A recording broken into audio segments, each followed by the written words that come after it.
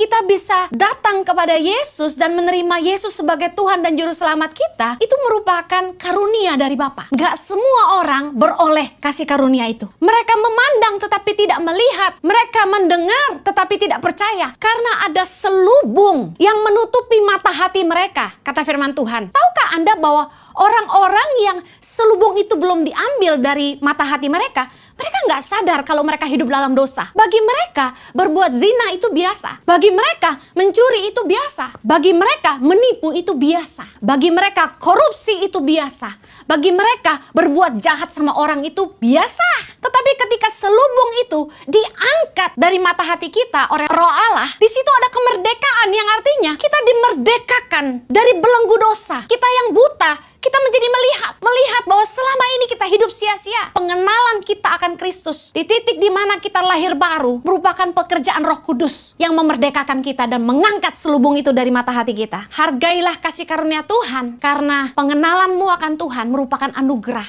Ketika kita lahir baru, ketika kita ikut Tuhan, bohong kalau kita nggak pernah tergoda buat jatuh dalam dosa. Jangan menyia-nyiakan kasih karunia Allah. Orang dunia bilang jatuh bangun dalam dosa itu biasa. Saya mau kasih tahu, jatuh bangun dalam dosa itu tidak biasa. Kita harus mengerti bahwa jatuh bangun dalam dosa itu salah. Pertobatan membutuhkan tekad yang kuat untuk sungguh-sungguh berhenti berbuat dosa. Pertobatan dan lahir baru memang karya Roh Kudus dalam hidup kita. Tetapi untuk hidup dalam kebenaran membutuhkan tekad yang kuat untuk taat. Keselamatan yang kita terima hari ini dalam Yesus Kristus Tuhan merupakan anugerah, merupakan karunia Bapa yang harus kita hargai dalam hidup kita. Kalau kita mau bertobat, kita mau hidup kita berubah, kita mau menang atas dosa, kita harus meninggalkan cara-cara hidup kita yang lama. Pertobatan itu ditandai dengan perubahan nilai hidup. Semua orang tuh bisa jatuh. Gak ada seorang pun yang gak punya kelemahan. Justru karena kita sadar kita punya kelemahan, kita nggak boleh menciptakan peluang untuk kita jatuh lagi. Jangan mencobai diri sendiri. Anda yang paling tahu apa yang dapat membuat Anda jatuh. Dengar, Anda yang paling tahu batas-batas kemampuanmu. Menjauhlah dari hal-hal yang dapat membuat Anda jatuh lagi dalam dosa. Berada bersama dengan orang-orang yang terus membawa kita jatuh bangun dalam dosa nggak akan menolong kita untuk bertumbuh. Kelilingilah dirimu dengan orang-orang yang dapat menolong hidupmu lebih baik. Saya akan share firman Tuhan dulu dengan tema menang atas dosa. Tahukah Anda bahwa tidak semua orang tuh dapat anugerah untuk mengenal Kristus? Nggak semua orang yang ada di dunia ini yang punya anugerah untuk mengenal Kristus sebagai Tuhan dan Juru Selamat. Saya ingin setiap kita belajar menghargai kasih karunia Tuhan dalam hidup kita dengan menyadari yang pertama-tama bahwa pengenalan kita akan Kristus adalah anugerah. Saya akan tunjukkan beberapa ayat. Pengenalan akan Kristus itu merupakan anugerah Bapa bagi kita. Tahukah Anda bahwa tidak semua orang yang mendengar tentang Kristus serta-merta mereka percaya? Kalau segitu gampangnya orang terima Yesus sebagai Tuhan dan Juru Selamat mereka, tentu sudah lebih banyak orang percaya hari ini. Tapi pada kenyataannya banyak orang yang dengar tentang Yesus tapi tidak semua mereka percaya kepada Kristus. Sekalipun mereka coba baca Alkitab, mereka seperti nggak ngerti. Seperti dibutakan dari mereka. Saya ingin kita lihat ayat ini sama-sama dalam Lukas 8 ayat yang ke-10. Dikatakan firman Tuhan, kita baca sama-sama. Lalu ia menjawab, kepadamu diberi karunia untuk mengetahui rahasia kerajaan Allah. Tetapi kepada orang-orang lain, hal itu diberitakan dalam perumpamaan supaya sekalipun memandang mereka tidak melihat dan sekalipun mendengar mereka tidak mengerti. Saya ingat waktu masih SMA, saya mencoba memenangkan kakak kandung saya, ya, yang saat itu belum kenal Tuhan. Saya coba kasih tahu dia tentang Yesus, saya coba cerita tentang keselamatan yang saya terima, tapi kakak saya seperti nggak ngerti gitu.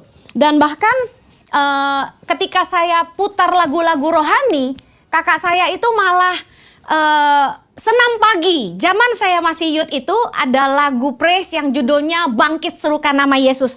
Ketika kakak saya dengar lagu Bangkit Serukan Nama Yesus ini, dia malah senam pagi. Dia bilang, wah lagu ini cocok banget buat senam pagi. Nah, bagi orang-orang yang tidak dibukakan matanya, tidak mendapat anugerah untuk mengenal Kristus, mereka dengar Injil tapi tidak mengerti. Mereka memandang tapi tidak melihat, mendengar tapi tidak mengerti. Jadi kalau kepada kita diberitakan rahasia kerajaan Allah, kita bisa ngerti kebenaran, bisa mempercayai bahwa Yesus sudah datang dan mati buat dosa-dosa kita. Kita yang gak layak tapi Tuhan mengasihi kita. Saya mau kasih tahu, itu anugerah. Yohanes 6 ayat 65 berkata begini. Lalu ia berkata, Yesus berkata begini, sebab itu telah kukatakan kepadamu, tidak ada seorang pun dapat datang kepadaku kalau Bapa tidak mengaruniakannya kepadanya. Saya ulangi, baca ayat ini pelan-pelan. Tidak ada seorang pun dapat datang kepadaku, yaitu kepada Yesus, kalau Bapa tidak mengaruniakannya kepadanya. Wow, berarti kalau kita bisa datang kepada Yesus dan menerima Yesus sebagai Tuhan dan Juru Selamat kita, itu merupakan karunia dari Bapa. Gak semua orang beroleh kasih karunia itu. 2 Korintus 3 ayat 16. Tetapi apabila hati seorang berbalik kepada Tuhan, maka selubung itu diambil daripadanya. Ayat 17. Sebab Tuhan adalah roh, dan di mana ada roh Allah, di situ ada kemerdekaan. Kenapa mereka memandang tetapi tidak melihat? Mereka mendengar tetapi tidak percaya. Karena ada selubung yang menutupi mata hati mereka, kata firman Tuhan. Tapi ketika hati seseorang berbalik kepada Tuhan, firman Tuhan berkata, selubung itu diambil daripadanya. Dan karena ada roh Allah, di situ dia mulai merdeka. Merdeka dalam arti kata begini, dia bisa melihat betapa rusaknya dia hidup selama itu. Betapa hancur hidupnya. Betapa sia-sia semua yang selama ini dilakukannya. Tahukah Anda bahwa orang-orang yang selubung itu belum diambil dari mata hati mereka, mereka nggak sadar kalau mereka hidup dalam dosa. Bagi mereka, berbuat zina itu biasa. Bagi mereka, mencuri itu biasa. Bagi mereka, menipu itu biasa. Bagi mereka korupsi itu biasa. Bagi mereka berbuat jahat sama orang itu biasa. Iri hati itu lumrah. Bagi orang-orang yang selubung itu belum diangkat daripada mata hati mereka, mereka nggak sadar kalau mereka hidup di dalam dosa. Tetapi ketika selubung itu diangkat dari mata hati kita oleh roh Allah, di situ ada kemerdekaan yang artinya kita dimerdekakan dari belenggu dosa. Kita yang buta, kita menjadi melihat bahwa selama ini kita hidup sia-sia.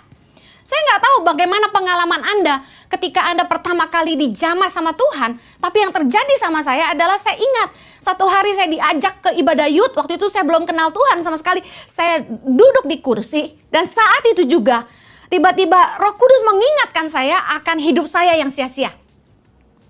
Berapa banyak dosa yang saya sudah buat yang tentu saja orang nggak ada tahu.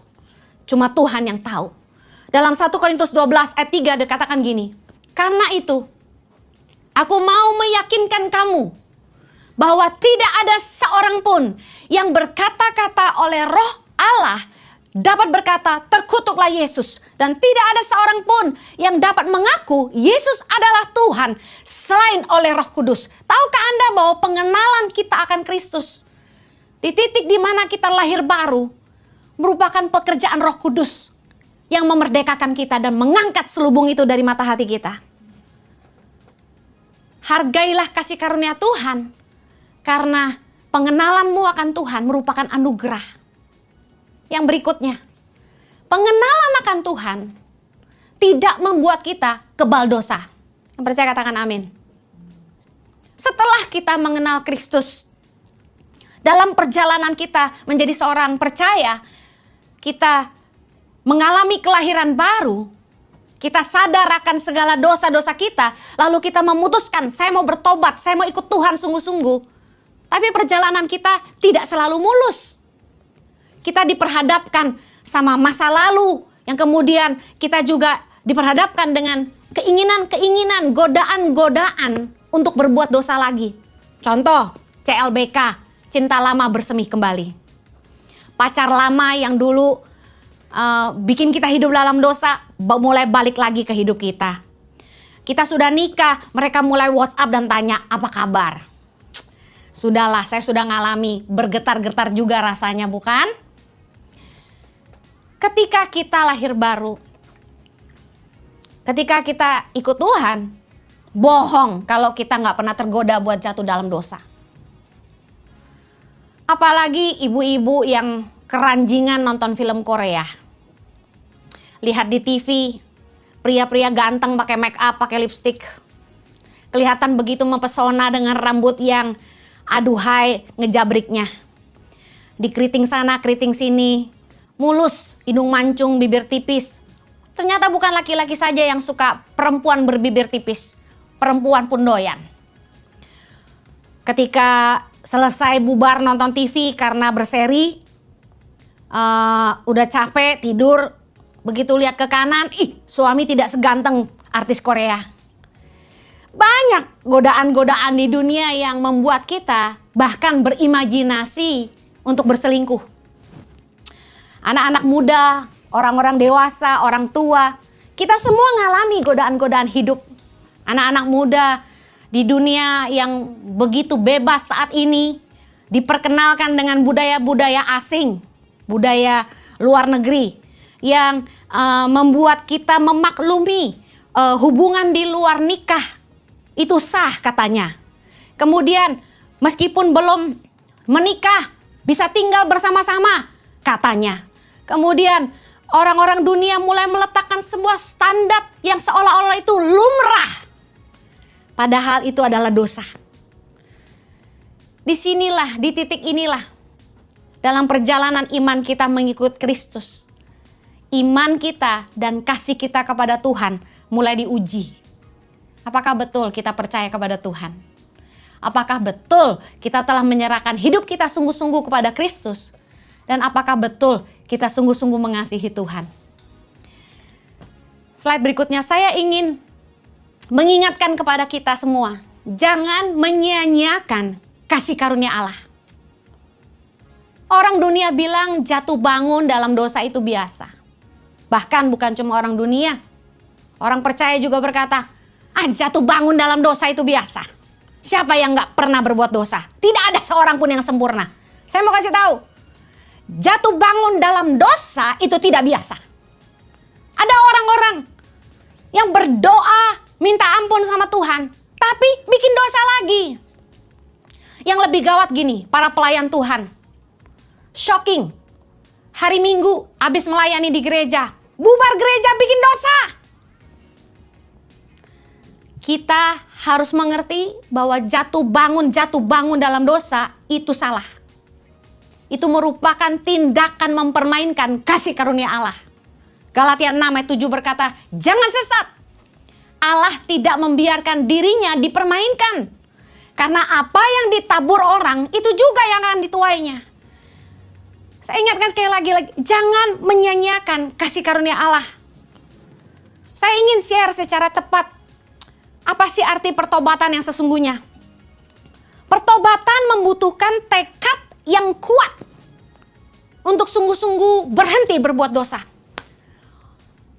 Mungkin ada pertanyaan begini, Kak Heni, Bu Heni, bagaimana sih caranya kita bisa menang atas dosa? Saya mau kasih tahu, segala macam pelajaran yang saya udah dengar, kalau Anda tidak mau jatuh dalam dosa, doa, yes saya setuju. Puasa, yes melatih kita menguasai diri. Tapi ini yang saya mau tekankan, pertobatan itu membutuhkan tekad yang kuat. Arti dari pertobatan dalam bahasa aslinya adalah metanoia, yang artinya berbalik 180 derajat. Apa yang membuat Anda jatuh hari ini? Selingkuh? Metanoia artinya Tambahkan kata tidak di semua kebiasaan dosamu. Tambahkan kata tidak di setiap kebiasaan burukmu. Dosamu apa? Berbohong. Jangan berbohong lagi. Selingkuh, jangan selingkuh lagi. Mencuri, jangan mencuri lagi. Pertobatan artinya berbalik 180 derajat. Matius 3:8 berkata, jadi hasilkanlah buah yang sesuai dengan pertobatan. Saya ingin mengingatkan bahwa pertobatan dan lahir baru memang karya Roh Kudus dalam hidup kita. Tetapi untuk hidup dalam kebenaran membutuhkan tekad yang kuat untuk taat. Tuhan itu mau dengan kesadaran penuh kita menolak dosa. Karena kita menghargai kasih karunia-Nya. Di awal khotbah ini saya dasari dulu dengan sebuah pengertian bahwa keselamatan yang kita terima hari ini dalam Yesus Kristus Tuhan merupakan anugerah, merupakan karunia Bapa yang harus kita hargai dalam hidup kita. Bagaimana kita menunjukkan penghargaan kita kepada Tuhan adalah dengan menghidupi kebenaran. Pertobatan lahir baru, yes, itu urusan Roh Kudus. Karunia Bapa bagi kita. Tetapi untuk hidup dalam kebenaran, sungguh-sungguh membutuhkan tekad yang kuat untuk kita taat. Roma 6 ayat 17, kita baca sama-sama.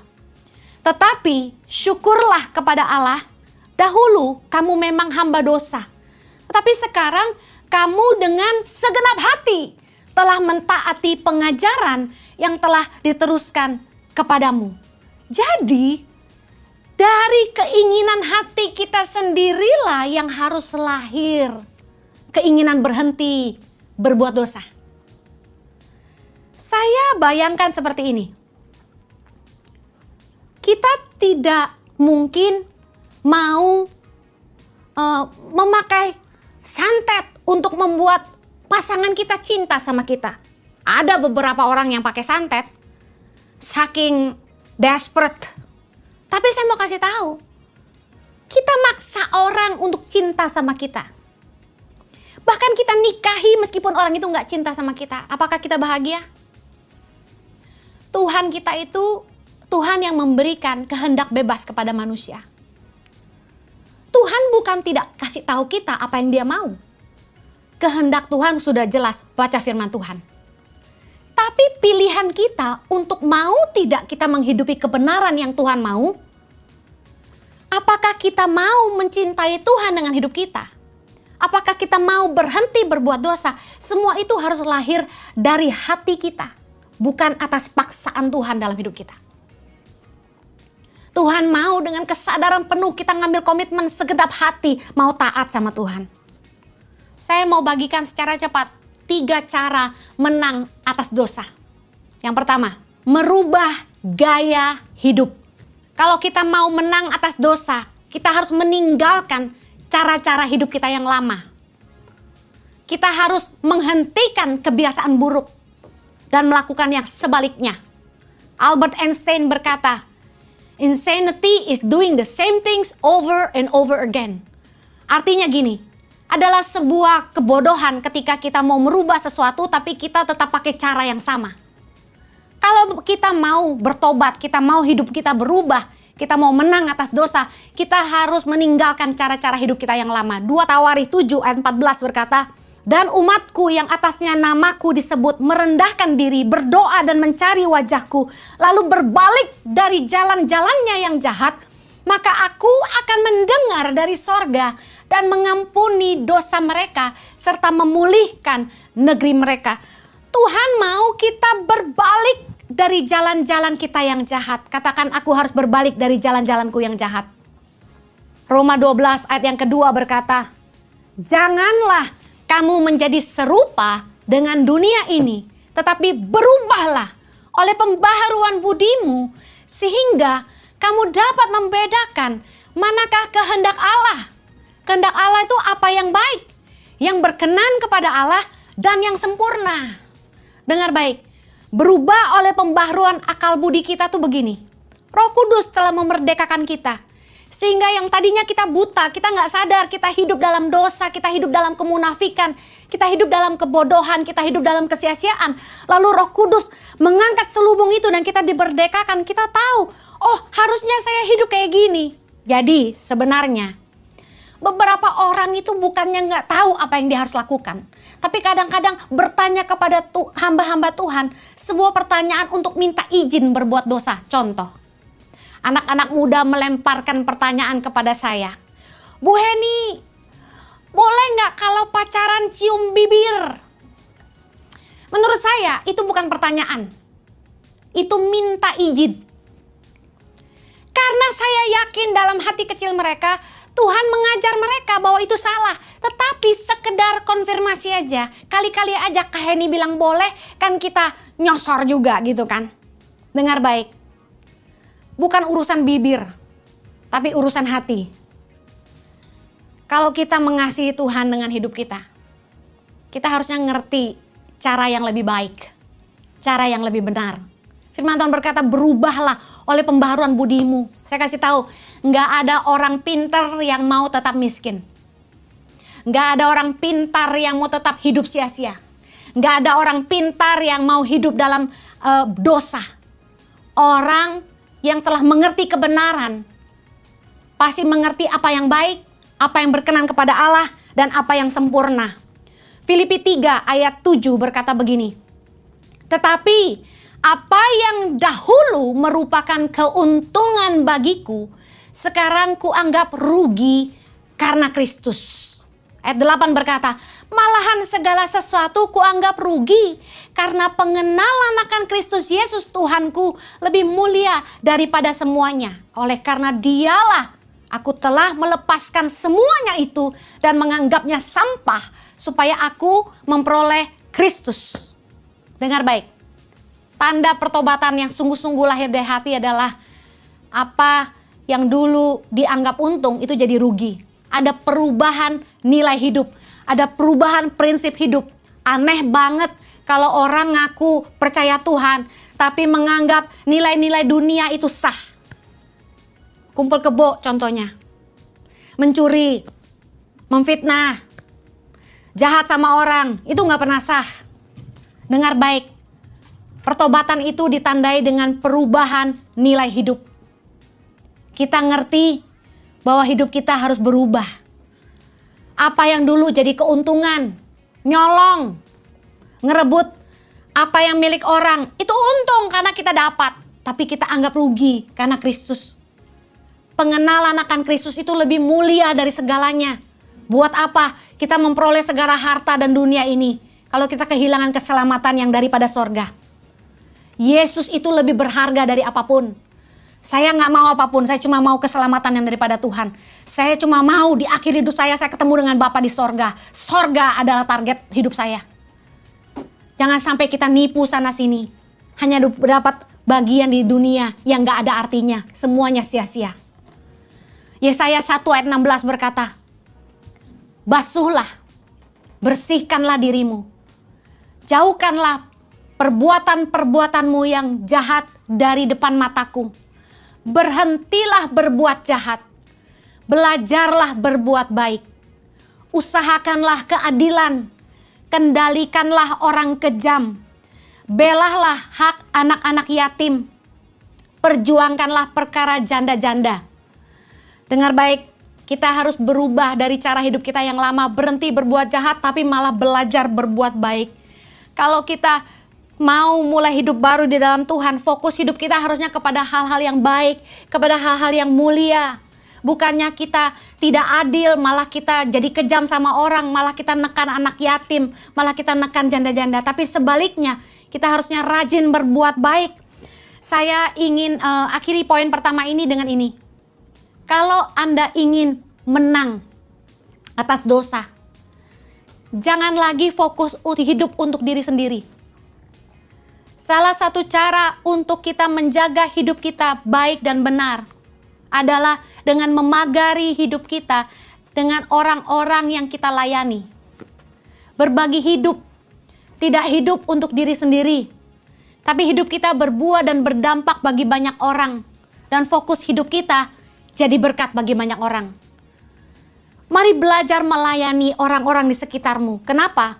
Dengan melayani, kita punya rasa tanggung jawab atas jiwa-jiwa yang kita layani. Dan kita pun dipaksa untuk jaga hidup kita jadi teladan. Jiwa-jiwa yang kita layani ini menjadi pagar yang menjaga kita untuk tidak jatuh dalam dosa. Karena kita harus jaga hidup kita jadi teladan bagi mereka.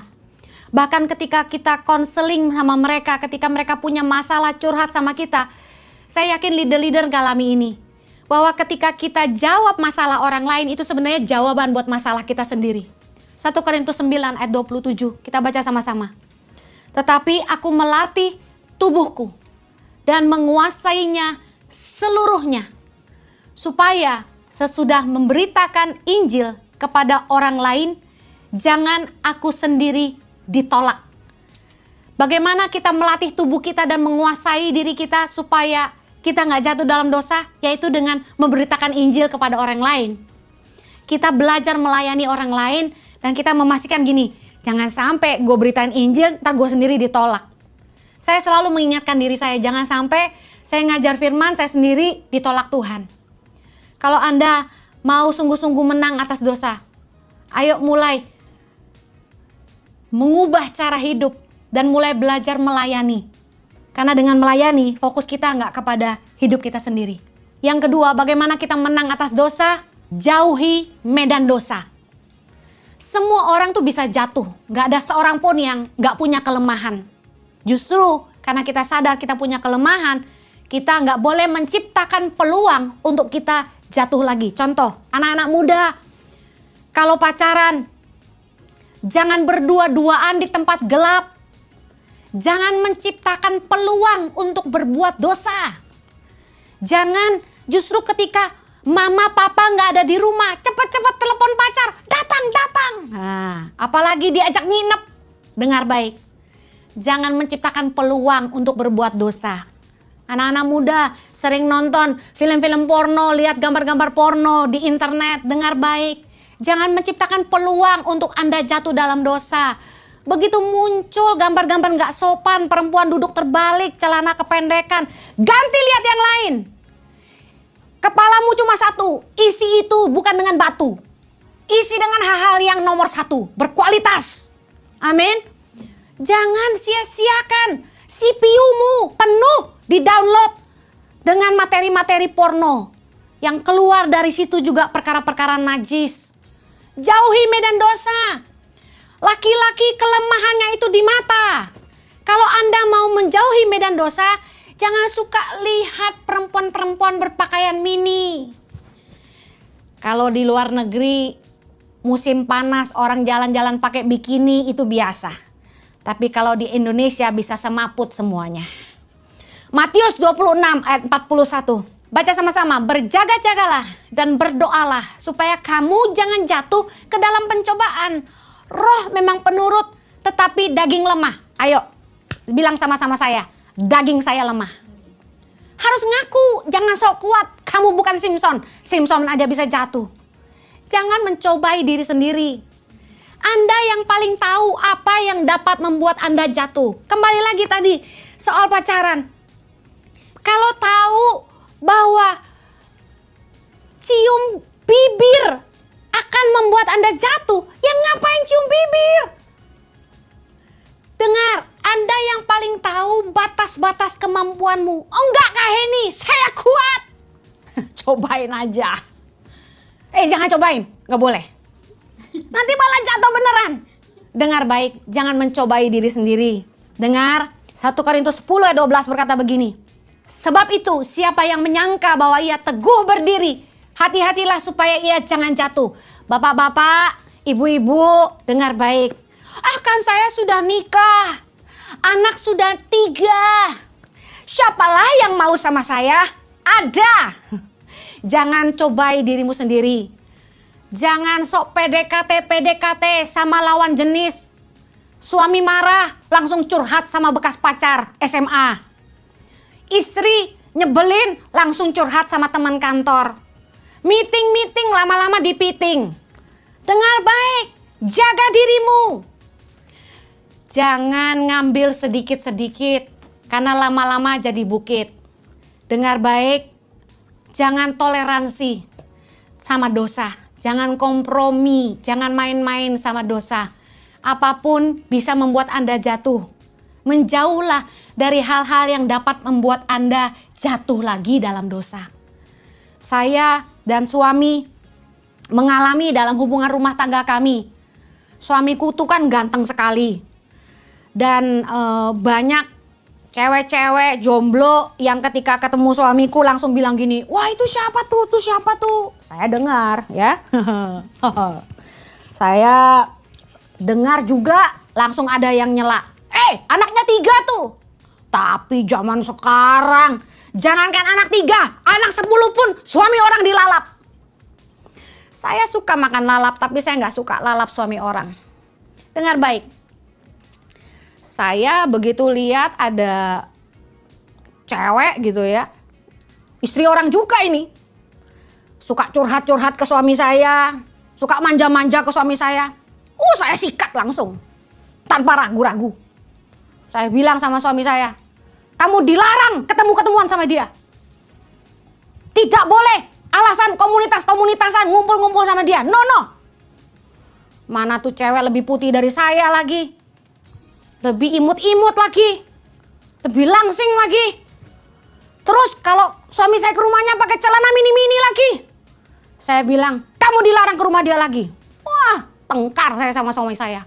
Suami saya menganggap, kamu istri yang terlalu otoriter. Ngatur-ngatur suami. Tapi saya kasih tahu, kalau kita udah lihat bahaya mengancam dan kita toleransi, celaka kita nanti. Lebih baik jauhi medan dosa. Jangan sok teguh berdiri. Semua orang bisa jatuh. Jangan kira kamu gak bisa jatuh. Superman aja bisa jatuh. Semua orang itu punya kelemahan. Kalau Superman itu kelemahannya adalah apa itu? Di batu-batu apa itu? Dengar baik, kalau Superman aja bisa jatuh, apalagi kamu. Saya minta anugerah Tuhan. Kiranya Tuhan menjauhkan daripada kita semua hal-hal yang kita sulit tolak. Misalnya Anda terlanjur jatuh cinta sama suami orang gitu loh. Atau Anda terlalu cinta sama perempuan lain yang bukan istri Anda. Dengar baik, berdoa, minta anugerah Tuhan, memberikan kekuatan untuk Anda mampu meninggalkan dosa dan menjauhkan daripada Anda apa yang Anda tidak bisa tolak. Tuhan itu pemurah. Makanya Yesus ajarin kita dalam doa Bapa kami.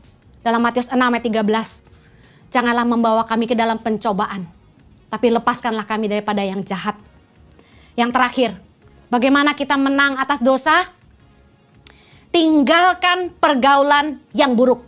1 Korintus 15 ayat 33, janganlah kamu sesat. Pergaulan yang buruk merusakkan kebiasaan yang baik. 1 Korintus 5 ayat 11, tetapi yang kutuliskan kepada kamu ialah supaya kamu jangan bergaul dengan orang yang sekalipun menyebut dirinya saudara adalah orang cabul, kikir, penyembah berhala, pemfitnah, pemabuk, penipu. Dengan orang yang demikian janganlah kamu sekali-kali makan bersama-sama. Ada satu kali teman saya bilang gini, loh Hen, masa kita meninggalkan teman-teman kita yang dulu sama-sama dengan kita, kan kita juga harus memenangkan mereka juga. Pertanyaan saya gini, apakah Anda sudah kuat untuk memenangkan yang lain? Karena kita harus memberi kesempatan buat diri kita sendiri untuk memulai hidup yang baru. Slide berikutnya. Lingkungan yang baru itu memberi kita kesempatan yang baru. Dikelilingi orang-orang yang belum pernah kenal kita sebelumnya akan memudahkan kita untuk membangun hidup kita yang baru. Susah loh ngumpul sama orang-orang kita yang udah kenal kita dari dulu. Mereka tahu kita bejatnya kayak apa, lalu kita mau berubah tuh susah. Karena mereka akan selalu bilang gini, kamu siapa gitu. Nah dengar, kita harus memberi kesempatan pada diri kita untuk memulai yang baru. Dengan berada di lingkungan yang baru. Berada bersama dengan orang-orang yang terus membawa kita jatuh bangun dalam dosa, nggak akan menolong kita untuk bertumbuh. orang yang hidup di masa lalu tuh nggak bisa maju. Dengar baik, kelilingilah dirimu dengan orang-orang yang dapat menolong hidupmu lebih baik. 3 ciri hubungan yang sehat. Yang pertama, menyegarkan jiwa. Jiwamu disegarkan. Bukan untuk hal-hal yang porno loh ya. Yang kedua, mengarahkanmu ke arah hal-hal yang positif. Kita dibawa hidup kita ke hal-hal yang lebih baik, lebih maju, lebih bermanfaat, menjadikan hidup kita jadi berkat. Dan yang terakhir, hubungan yang sehat itu mempertajam kita. Contoh, kekuatan kita misalnya dalam hal sosial media. Kalau kita nongkrong sama orang yang ahli di sosial media, kita akan diajar bagaimana memanfaatkan sosial media itu untuk hal-hal yang positif. Pikiran kita dipertajam. Saya senang duduk dengan orang-orang yang bisa ngajarin saya tentang bagaimana mengelola keuangan dengan baik. Di akhir khotbah saya ingin tutup dengan ini. Cintailah Tuhan dengan hidupmu. Ingat baik-baik. Apapun yang kita miliki hari ini, apa yang sudah kita bangun selama ini tuh dapat hilang begitu aja. Hanya gara-gara satu keputusan yang salah. Jangan menghancurkan apa yang sudah kita bangun dengan susah payah. Pikirkan berapa banyak orang yang akan jadi kecewa sama hidup kita. Apalagi mereka imannya jadi lemah apabila kita sampai bertindak gegabah. Saya tutup dengan satu kesaksian. Dalam perjalanan pernikahan saya sama Jojo, kami ngalami badai angin, topan, banjir dan sebagainya ya. Aduh, pusing pokoknya. Kami sudah lewati banyak sama-sama. Ada di satu titik dalam perjalanan pernikahan kami, saya sama Jojo sama-sama hampir menyerah. Jojo udah capek sama saya juga udah muak sama Jojo. Kami berdua sempat mau melepaskan tangan kami. Tapi ini yang saya belajar. Bahwa apa yang sudah kita bangun sama-sama dengan susah payah itu bisa hancur dalam sekejap mata. Oleh karena keputusan yang salah. Saya mulai mikirin anak-anak saya, anak-anak asuh saya, staf-staf kami, jemaat yang kami layani, para partners. Kalau sampai kami ngambil keputusan yang salah, semuanya hancur. Apalah artinya sebuah kebahagiaan sesaat yang kita rasa kalau kita harus kehilangan segala-galanya termasuk sorga. Ayo bertumbuh, gak cuma dengar khotbah ulang-ulang tiap minggu, tapi hidup sungguh-sungguh menang atas dosa. Supaya hidup kita juga bisa jadi teladan buat hidup banyak orang.